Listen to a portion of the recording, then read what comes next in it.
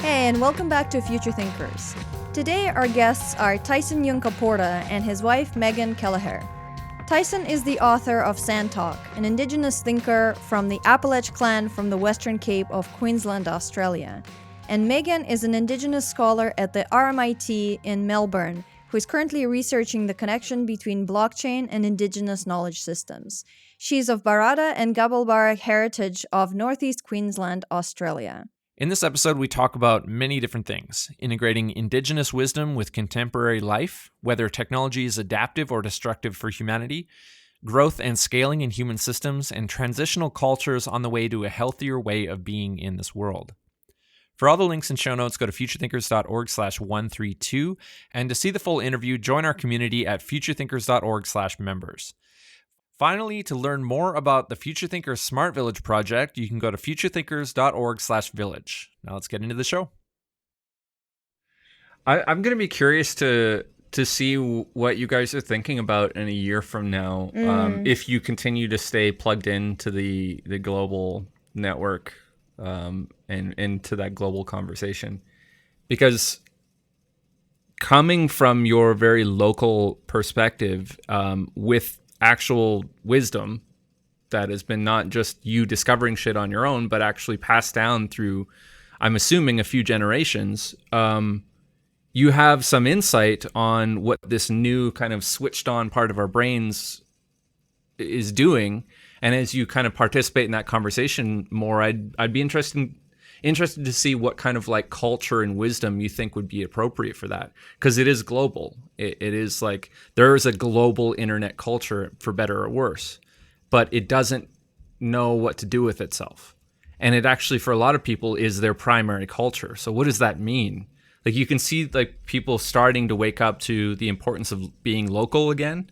And so that, you know, the whole resurgence of demand for villages and local living, but they have no context anymore for that style of living. So their whole context is this global platform. So it's going to be interesting to see what the separation of like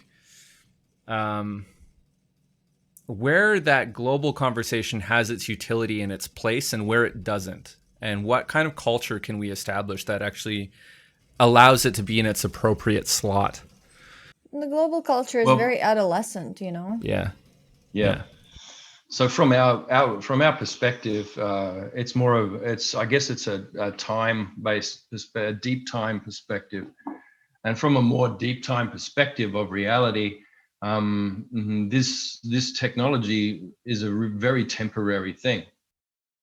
You know, it's not going to last long enough to leave a cosmic trace at all.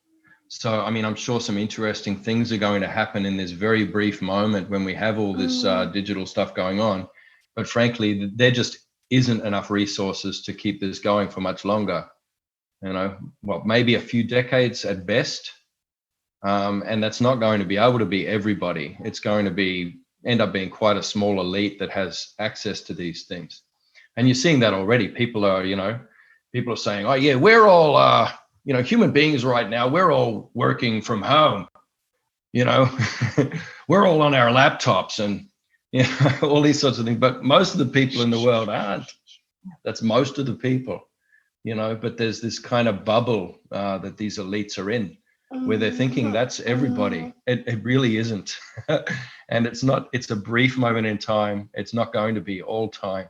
But in that moment, I'm only going to be interacting with that until November, maybe even October, because I strongly believe there's going to be a hell of a series of October surprises this year. And pretty much whatever happens in November is going to set the world on fire one way or another. Yeah. And so I'm just giving myself until November, and then I'm pulling out of this. I'm not going to have any skin in the game.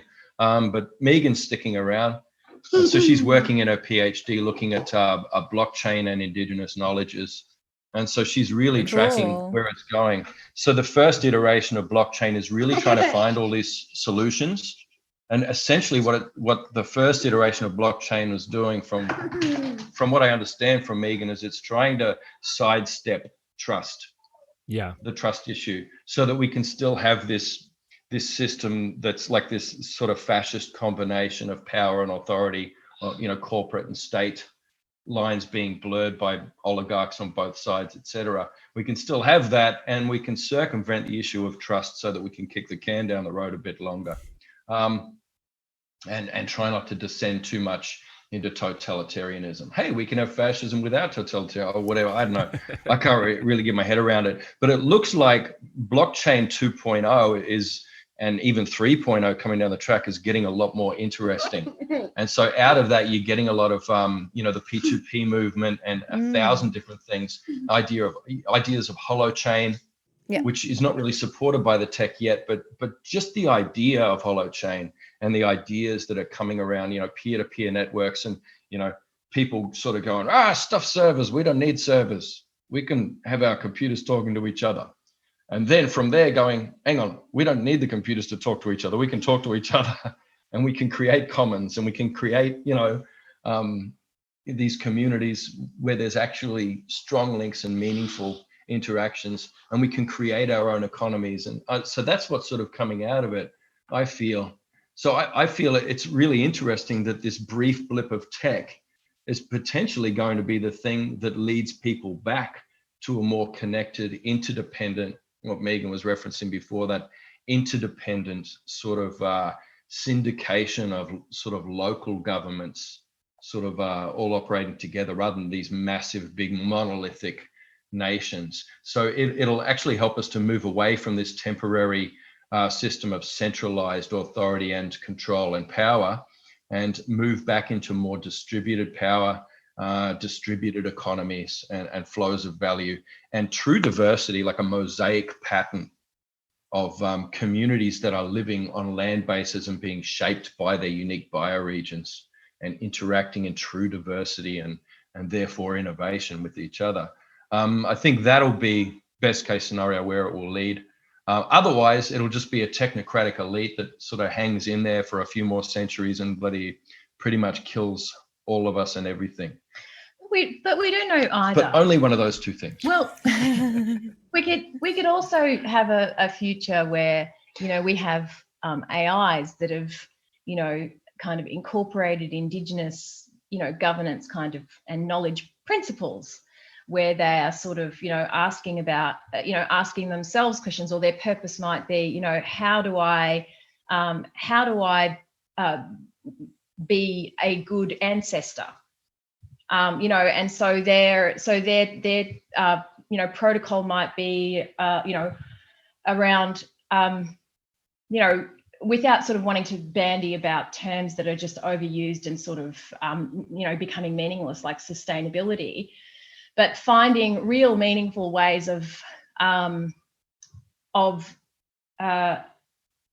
being able to incorporate that world that you were talking about, where there is a globally connected world, where there is an intelligence that goes beyond our locality, and we may still be able to kind of connect with people on the other side of the world, but in ways that aren't resource intensive. There are possibilities. It's just what we have to think about, the intentions that we program into them, and we have to think about, are human-centric systems best for humans necessarily? They may not be. And in fact, I think that if we look into the past, we'll see that they weren't. If we take seriously our role as custodians, then we can have these futures, but we've got to sort of, we've got to go forward and put those understandings into these systems at the design end. Nice. Megan went to a Indigenous Artificial Intelligence conference in Hawaii last year. It wasn't a conference, it was sort of a working group. So they were kind of trying to figure out, so it was Indigenous people from all around the world coming together and figuring out what Indigenous AI was going to look like. and it was pretty amazing. So there were people figuring out how to create robots out of seaweed. There were people who'd made so there were Native Americans making hair braid sensor interfaces, with their computers. People coding in Native American languages. Yeah, cool. People coding in Maori language, coding in Lakota language, and that code looks different because, for example, there's no if-then propositions in that language. Then what does that mean for coding? So you end up with this sort of quantum code coming out in Indian languages. So there's a lot of really exciting stuff coming out of there. That's cool. Yeah, the language. I didn't get to go because I was babysitting, but Megan was there. The language and the assumptions that are built into the language are really interesting. I'm reading Braiding Sweetgrass right now. Oh yeah. Yeah. So in this chapter, I'm actually listening to the audiobook, which is really nice, very well narrated by the author. And so in this chapter that I'm listening to right now, she's talking about how in her language, which I can't pronounce the name of the language, there are 70% of the words are actually verbs, whereas in English language, I think only 30% are verbs and the rest are nouns. So it's a very noun-based language because, Westerners and English-based cultures are obsessed with things, not with actions. And they don't give agency to things that are not human. And in this language, everything has agency. So there's verbs for being a bay or being a Sunday or being a morning. I read that. Yeah. I thought that was amazing. What that speaks to is process. Yeah. And so that's a really important sort of aspect of Indigenous knowledge, is that it's not about capturing, this time and this place and this thing. It's about flow. So everything is in flux. So that's where, the language reflects that. So the language reflects that process.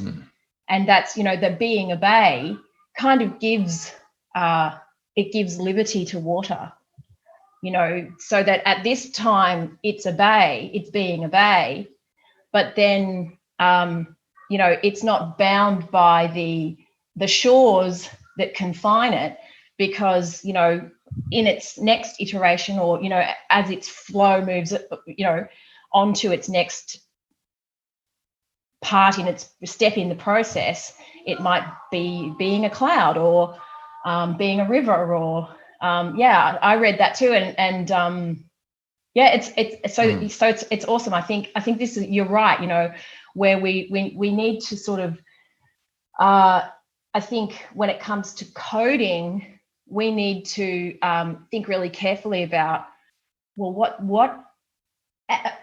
I was going to say, what are the limitations of binaries, but that's a limitation of mine. I don't actually know enough about coding because, I've recently been sort of having a discussion with a developer who said that, that there isn't always a binary in these languages, in these coding languages.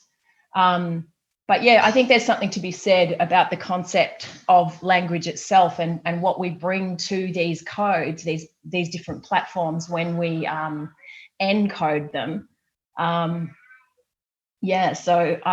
Indigenous knowledge is not information, it is method, if that makes any sense. Definitely. We talk about this all the time, and not specifically about Indigenous wisdom, but just in our own exploration of like how to live, and we talk about this all the time, that it's not about state, it's about process, it's about the principle, but the principle is not like a maxim, like do this. It's a how to do something, like it's an operational system thing. But you still have that because you're Russian. Yeah, in some ways. It's like in our last conversation we were talking about that in Russia there is still high context culture. There's still distributed cognition going on. Yeah. So in all the cognitive studies that's been done of different cultures, to see that where the high context reasoning is going on. Yes, it's in indigenous cultures, but you also find it in Russia and Scotland, and various other places. So, look, Korean language grammatically places the context first in the sentence. So if you're speaking Korean, then you're doing high context reasoning. But the Russian and Scottish and indigenous communities, this is mostly about child rearing practices. So if you're not rearing your babies according to a clock-based schedule, and if they're in socially dense adult environments, they're not confined, restricted, then that child will grow to have high context reasoning. But if they're going to the toilet, they're sleep, they're feeding, everything else is determined by the clock, and they're sort of swaddled, confined, and they only have one or two carers, then they're going to grow up to have to be indoor cats. Yeah, indoor cats, basically. Yeah. So, that's the reason you get that. It's because you're Russian, I guess. Maybe, but there's also, it's a good share of colonialist thinking in Russian culture. It's this weird, very weird mix. Like the pagan, ancestral, ancient stuff is still very alive in Russian culture, but at the same time, there's this obsession with Western, capitalist, almost alt-right kind of thinking. Yeah. It's very, very strange. And eventually it will kill it. So they've found this in longitudinal studies in China and Mexico. So they found high context reasoning in both of those places. And then they've come back in 10 years after, prolonged engagement with the global economic system, that people lost that reasoning and became reductive sort of reasoners, which is a bit sad. I think that's basically the the domestication of the entire species that's going on. So being indigenous is not about, it's just about being human. It's not about running around in skins with clubs going ooga booga. It's about having high context reasoning. It's about seeing the big picture and being able to have that holistic reasoning and all the rest. What they call field dependent logic. All of your logic depends on your connection to the field, the living land base and community and context around you. I guess civilized thinking removes us from that context and has us focusing on abstracts and focusing on the work to be done right in front of us without questioning where that work is going and what it's being used for. And it's always trying to decontextualize everything so that you can have one kind of clean piece of knowledge that applies across all contexts. And that is considered like the ultimate truth. If it applies in all contexts, it must be good. Which is really the opposite of how ancient cultures view it, because everything is contextual. Like everything has to be universal, replicable, generalizable, scalable. This civilization needs things to be able to scale, and really nothing good can scale. Only evil can scale. Hey. And the way that I love looking at the principles of biomimicry. The work of Janine Benyus and Dana Baumeister. We had Dana on our show. And so they talk about the principles of biomimicry. So kind of trying to understand how nature does things and then applying that to the way that we design everything, from products to interactions to societies to institutions. And one of these things is that how nature scales is not how capitalism scales at all. Nature scales through decentralization. So there's never kind of a centralized power or authority. For example, in the body, like different organs fulfill different vital functions. You don't have just one organ doing all the vital functions, because then if for some reason that organ got damaged, then you would die. And this is also Yep. why we have two of things, like two eyes. If one gets damaged, you still have the other one. It's also for binocular vision, though, too. That too, but nature also has multiple purposes for the different adaptations that it has, instead of being hyper. Acceptation. Yes, acceptation, exactly. And then it scales through diversity, like many different iterations of the same thing rather than copies of the exact same thing. And what is it? Attunement to environment as well. Like if you have tomatoes that are genetically identical and you plant one in the shade and you plant one in the sun, like I've got a bunch of them in my garden, and it's amazing the difference you get depending on the different environments. So the tomato adapts to the environment that it's in. It's not trying to grow the exact same tomato in different environments. So yeah, like the way that nature scales things is really fascinating. And looking at that and designing our systems with those principles in mind, I think would make them, would give them longevity, and would also And robustness. And robustness. And robustness, yeah, exactly. We're just talking about the principles of biomimicry and bringing those into design thinking. Well, biomimicry is a transitional step to be becoming embedded in the landscape again. Yeah. I guess there will have to be a time where a lot of humans are observing the landscape and then mimicking that until they can come into true relationship with it again. It's the same as in our personal relation. We have to start in kindergarten again and learn concepts like empathy. But as I always say about empathy, it's just training wheels for people who don't know how to relate yet. Because when you're truly in relation to somebody, then you don't have to imagine what it's like to be in their shoes, because you just are. You are in their shoes. You're in each other's shoes, and you're inhabiting that space in between each other. And I guess it's the same thing with your relation to landscape. If you're truly in relation to a sentient landscape, then you're constantly in communication with it, and you don't have to follow that biomimicry spiral or circular process of observing and then applying. And I can't remember all the steps in it, but it's lots of fun. But it's it's probably a good transitional process to get through the Anthropocene and then get us all to a point where we can start the 1,000-year cleanup. Yeah, I agree. I think it's, kind of like what you were talking about, blockchain, that it's what's the term? Like a gateway drug into thinking differently. but it's not the solution. Nice. Yeah.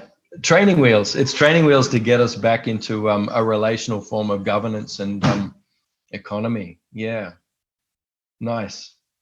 Because that's one of the things that one of the major sort of, I think, barriers that people are talking about is when they can get the governance piece right in blockchain, then they anticipate that there will be broad uptake of the technology, or broad scale uptake of the technology. And I just think it's really interesting that that's kind of something that I think relates potentially to biomimicry. Some of the things that I'm sort of thinking is that, in terms of the, the ecosystem, interoperability is one of the sort of the key, I think the key steps essentially, to sort of the maturity of the ecosystem. And it's kind of like biomimicry in a way, really, isn't it? That you have to know that one organ is performing this function, but it connects in with the function of this organ over here, and you have to have diversity within the ecosystem, because if you have only one central organ, kind of, if you only have one eye, then if that eye sort of falls down, then the whole system can't see anymore. So I think it's just really interesting, actually, that concept of biomimicry and kind of bringing that as a principle into the blockchain ecosystem is really healthy. we're going to need transitional cultures, transitional methodologies, transitional pedagogies, all of these things for a time of transition. And I think for a while, a lot of our human cultures are going to be cultures of transition. I don't think we're going to enjoy a period of homeostasis for quite a while in our human systems. It's recovering what we've lost over the last century or two even is going to take quite a while. But I often use this metaphor of whales. You can have, how you have those marine parks, where they keep whales in these little pools to jump through hoops or whatever. And you could have like 5 generations of whales born in captivity, and then you can let one of them go in the ocean, and they know all the migration routes. It doesn't take them long to get back into that. It's quite exciting. And in a lot of ways, as human beings, we are patterned to perform a certain function, within our ecosystems. And that's in us. And it doesn't take much digging to find it there, and a return. Disasters. Yeah, a return to that. Yeah, we were talking about disasters as these kind of, it's kind of like a people return to their factory settings. So in a disaster, the power and authority of corporation and state are disrupted for a time. That's what a disaster is. And in that time, people experience a lot of trauma, but then you see, if that state and corporate control is removed for a while, people return to their demotic patterns of being, and they start to replicate those patterns of creation again. And you get these informal economies just sort of spring up where people are sharing and supporting each other, but there's a lot of velocity of every unit of value in these just incipient little local economies that spring up. After a while, the state returns and bulldozes that, and then paves the way for the corporates to come in again and reinstate that power. But just in that brief blip of time, you see people talking about these emergent cooperative, collaborative economies that sort of come out, and they kind of speak of it with some joy. And you hear people talking about the human spirit is what they refer it to, but it just kind of comes through. It emerges. We still have it, and it'll be there, and it won't take long for us to start to replicate those patterns again. And over time, through a series of transitional cultures, we'll get back to what we're supposed to be doing. And people fear that because of these grand narratives about this horrible, brutish, primitive past, of just, endless violence and rape and these brief, short, miserable lives that we were supposed to be living for, the last, few tens of thousands of years. But that's not actually the case. There's a reason that Cro-Magnon brain is 10% bigger than the modern human's brain. And it's not that, the modern, this human at this stage in history, the indoor cat, is somehow the pinnacle of human evolution. It's we do need to have a bit of a rebirth and a bit of a return. And that's not returning to a brutish, primitive past, because that past just didn't exist. It's a fantasy that's been invented by this civilization. A lot of what we've been talking about lately in group calls has been this sort of situation of the identity of the Western mind in this like kind of high conceptual thinker and very kind of narrow. It's like the tip of the iceberg. It's very isolated and small compared to the whole realm of possibility for human experience. Let's just say people are out of touch with their bodies and out of touch with what they're connected to around them. And we've been talking about that kind of moving that identity into the body a little bit more, so you can just look around and be a little more in touch. And people don't even know how to chop wood, and that's such a simple thing. Pick up the axe and chop. But the kind of people we've talked to lately seem to be Like, how do I have a plan for chopping that wood? You know? Plan. Yeah. Yeah, It's that's like, what's funny. the strategy? What's the technique? propositional knowing of Yeah. hitting that Yeah. piece of wood? And in the same way, like, I feel like technology's added on this other layer, like I was talking about before, of possible identity with this kind of internet persona thing, People are always performing. which almost abstracts it further from the natural human experience. Yeah. But you know, again, I feel like there's such an open opportunity for people to refine where their identity is and include the body and include the community and the environment, but also include the technological layer too, to figure out where that sits. Yeah. It's interesting.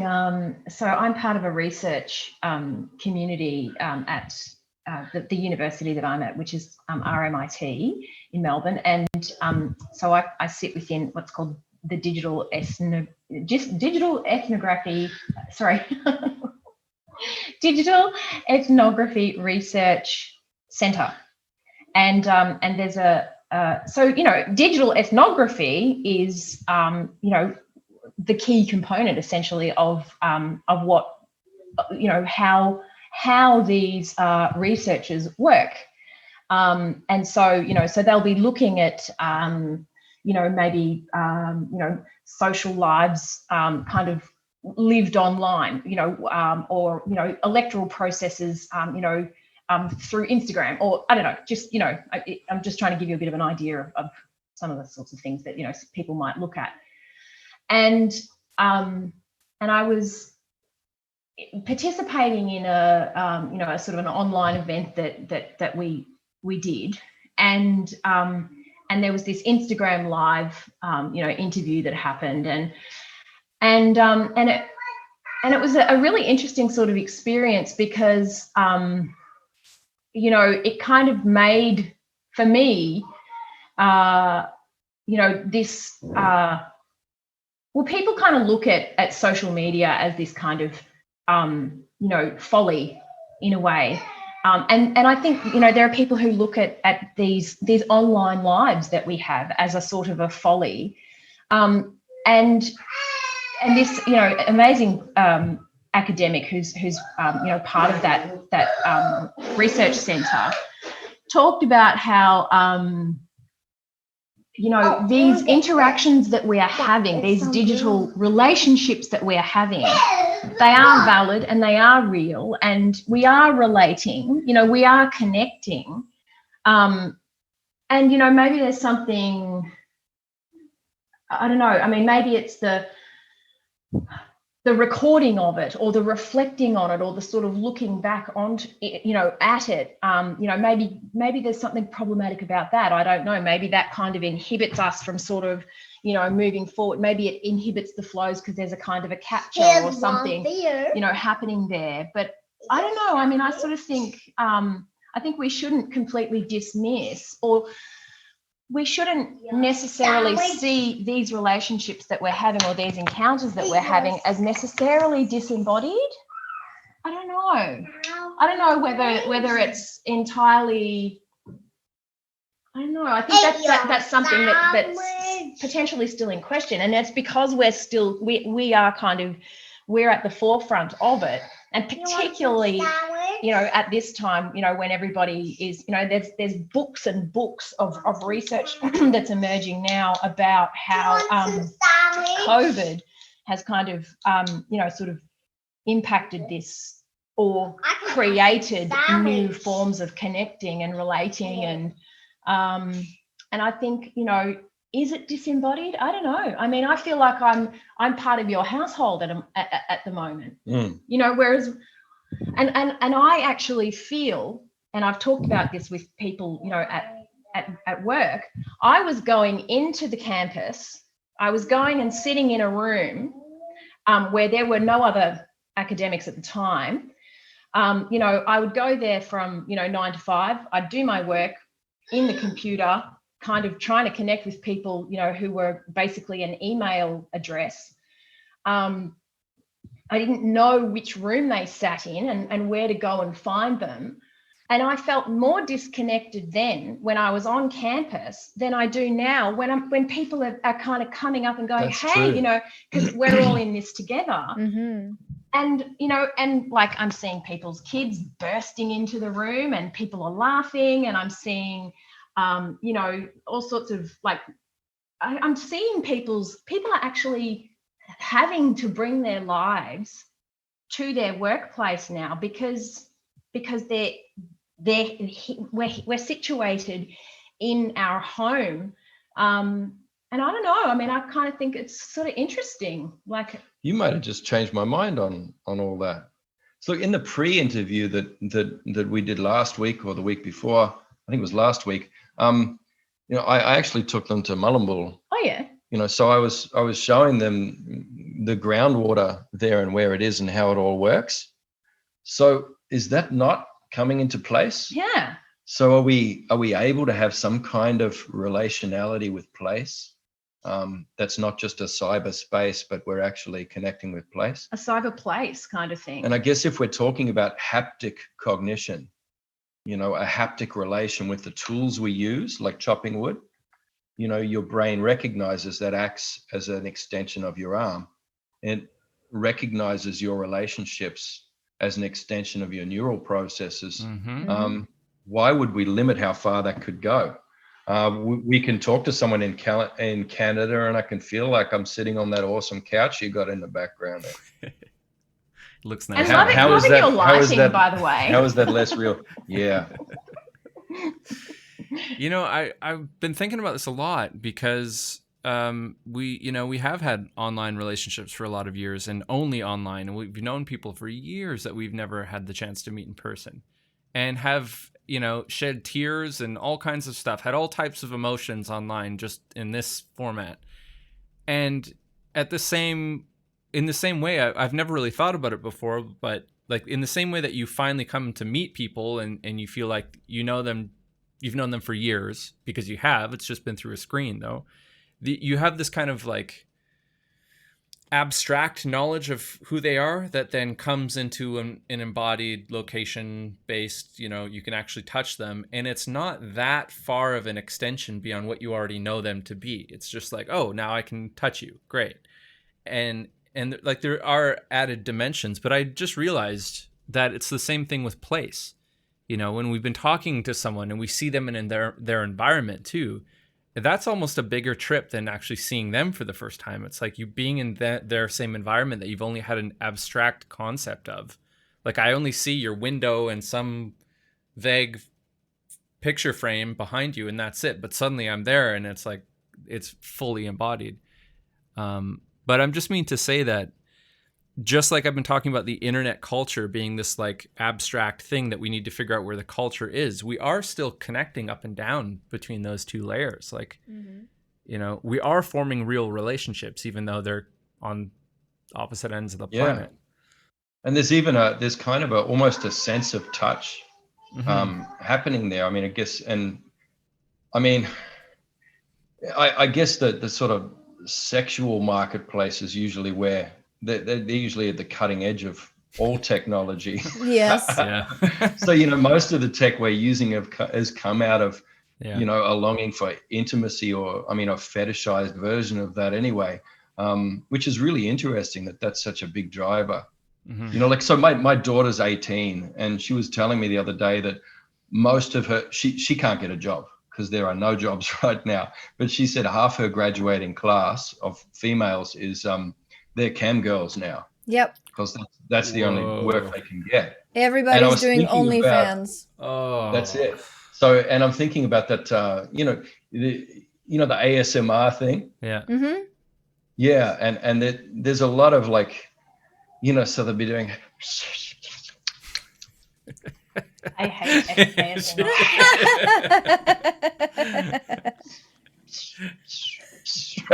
There's kind of a sense of touch, you know, coming through that, and, you know, a lot of really intimate sort of mouth sounds and stuff, and yeah, that sort of is supposed to make you go. But it's really interesting because I just remember a lecture, that I was in when I was doing my undergrad, and this, amazing lecturer was talking about Dexter, and how, like, there was this, the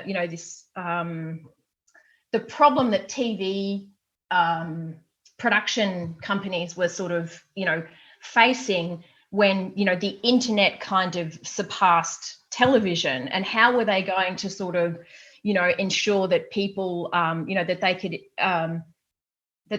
there was uptake of their TV productions.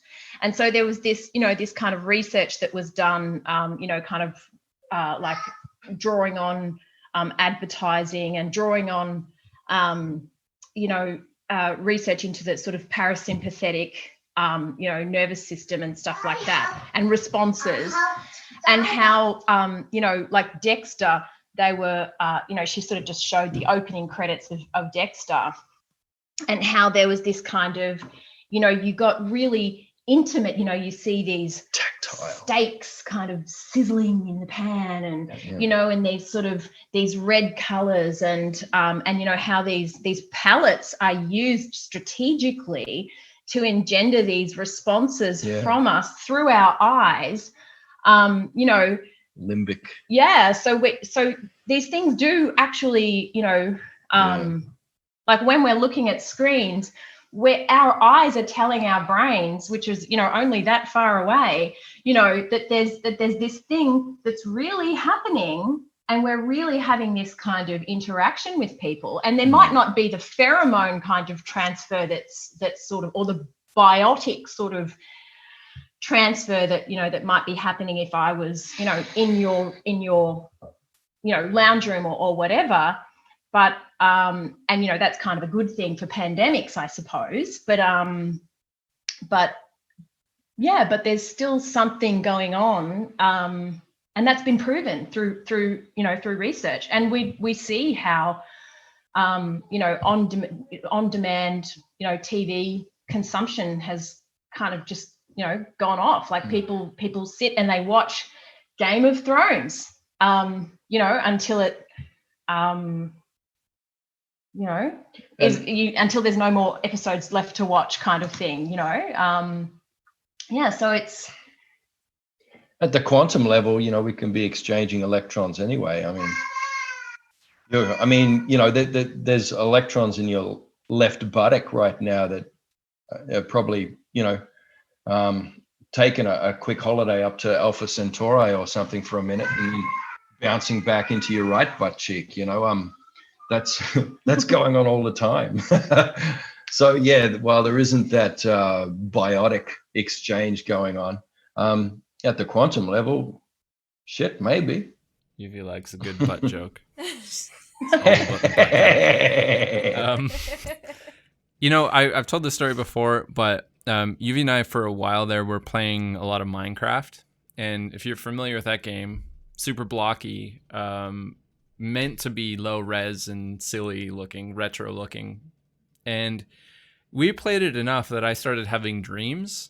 Where I was in the dream just doing what I would normally do, but I was embodied in the character and not questioning the blocky nature of reality at all. Just being like, I'm just going about my day.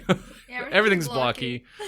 But yeah, it's weird how quickly and easily that can just, you can put yourself into something so blatantly on purpose, obviously not reality, not even a close representation, and you can just find yourself in it. Yeah. Well, it's that, it's those imaginal worlds, they're the worlds of spirit, and your metaphors for knowing spirit, that they can be mapped on. And the way you bring that back into your tangible reality, that's a ritual process.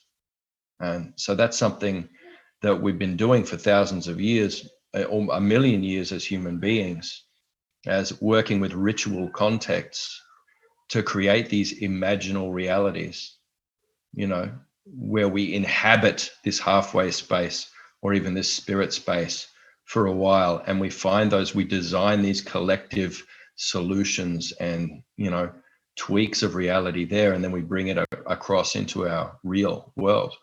So that's what in our culture, what our increase ceremonies are all about. We have these annual increase ceremonies, where we do that. And it's about increasing the combinatorials and relations within our system. So we don't have a growth-based economic or ecological or social system, in our cultures. And if it is growth-based, it's growth into the micro rather than growth into the macro. So we increase the complexity of the system rather than increasing the size of the system. We increase the velocity of all the units of value in that system and all the informational exchanges. And, we create more and more complex relations. And out of that comes more combinatorials and more innovation. You see it, well, for me, I see this more in the women's business side of our culture than the men's business. Because in women's business, there's a faster turnaround. So there are generations happening faster. In terms of an evolutionary process, a man makes a boomerang and that's his boomerang for 5 years, but a woman makes a basket and that's her basket for 5 weeks. So almost as soon as she's finished one, she has to be starting the next one. So you get it's more iterative cycles happening in women's culture, in our culture. So women have always been the sort of the creative engine of our culture, and women's business and women's ceremonies, which I'm not allowed to even know about, they seem to be the center of things in our culture. So all of the innovation and the relational dynamics and complexities seems to spin out of that central focus of women's culture, which is really interesting, I think. All right, that's it for this part of the interview. To check out the show notes for this episode, go to futurethinkers.org/132. To see the full interview, become a Future Thinkers member at futurethinkers.org/members. Once you're inside, you can sign up for courses, workshops, and in-depth private calls designed to help you increase your sovereignty, resilience, and sense-making ability. And finally, to learn more about the Future Thinkers Smart Village project, go to futurethinkers.org/village. If you like this content, you might want to check out our 7 Ways to Adapt to the Future guidebook. Get it for free at futurethinkers.org/signup. You might also want to check out our Future Thinkers membership area. We have courses there to help you adapt to the changing world, build resilience, upgrade culture and society, and create meaning and purpose in your life. As well, you'll get access to our community, all of our unreleased content, private Zoom calls, live Q&As with guests, workshops and events, and more. Just go to members.futurethinkers.org. And if you enjoyed this video, please like, share, and comment. It really helps out our show more than you know. And if you want more like it, then subscribe and hit that bell icon to be notified of new videos. See you next time.